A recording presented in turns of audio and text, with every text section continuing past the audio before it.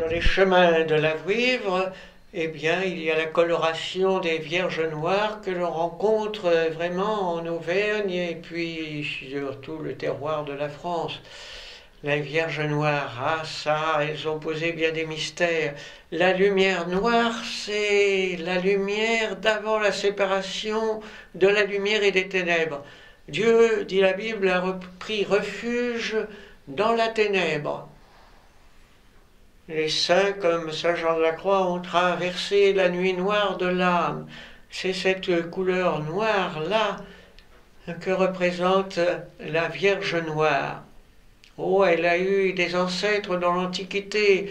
Les premières pierres noires adorées dans l'Antiquité, les bétyles étaient des météorites tombés du ciel, qui ont donné ensuite la figure de Cybèle. Dans la Kaaba, à la Mecque, il y aurait, dit-on, une pierre noire qui date du temps d'Abraham. Et en Orient, on a Kalila noire, on a eu en Grèce, au Moyen-Orient, Astarté, en France, en province, Sarah des Gitans, Sarah la Noire. Chez les Tuatha Dé Danann, en Grande-Bretagne, il y a eu Black Anis, l'ancêtre de Sainte Anne, qui était une anis noire. Sumer dans l'Antiquité, il y a eu le culte d'Inanni.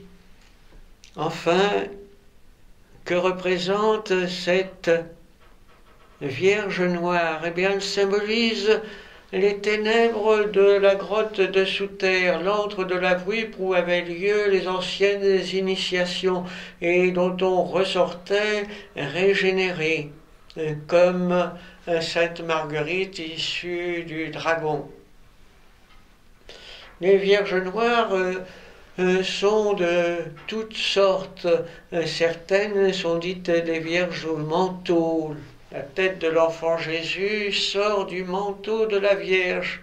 Les plus anciennes sont des Vierges noires sans enfants. Elles représentent la nature naturante, alors que la Vierge avec un enfant représente la nature naturante et la nature naturée. Car en effet, l'enfant, contrairement aux Vierges blanches, est un enfant adulte. Il représente le pôle masculin, la Vierge représentant le pôle féminin d'une unité androgyne. Les Vierges au manteau, les Vierges sans manteau, la Vierge du puits, toutes les Vierges noires, ont donné lieu à quantité d'études qui sont intéressantes en soi, mais qui ne nous donnent pas cet essentiel qui est bien l'énergie de sous terre qui régénère l'être humain. La peur de l'énergie de sous terre a été si grande que les prêtres ont sorti la Vierge noire des cryptes, des grottes ou des cavernes pour les mettre dans l'église. Et ils l'ont transformée, cette Vierge noire, en Vierge blanche, avec un enfant bébé, une Vierge sentimentale et maternelle, ce qui est tout autre chose comme énergie.